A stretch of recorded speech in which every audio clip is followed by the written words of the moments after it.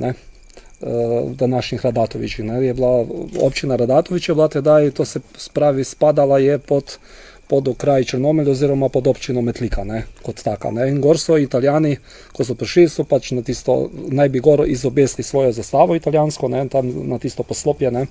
Prišlo je neka skupina, zdaj ne vem točno, eno malo postojan, ko so imeli vojakov, to se pravi, prepovedujo nekih 20 vojakih, ne, Radatovičih gor, ne. In so v bistvu pač, to ni izgledalo na prvi moment, bi rekel, nekaj krutega in tako naprej, ne. Polk so se pa pojavile prve partizanske skupine in tako naprej, ne, ko so se po ostalih delih, ne, to se pravi, ko se je začel dvigovati upor, ne, so potem z enim dekretom, ne, zahtevali, da iz vsake hiše eden moški mora priti v Radatoviče, ne, to se pravi, vsaka familija mogla dati enega moškega.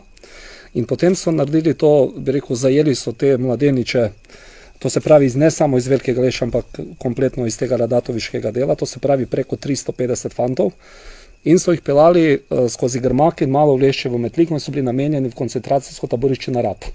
Ne, to se pravi, da bi se zmanjšalo število nekih potencialnih upornikov oziroma partizanov, ne, pozneje. Ne.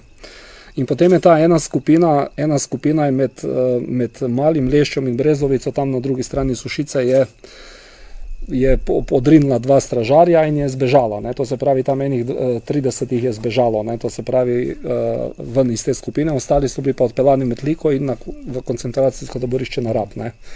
In mislim, da so se vsi iz našega kraja živi vrnili, da so preživeli, ne, na Rabu, to bi rekel taborišče, in potem so se priključili partizanskim enotam. Ne.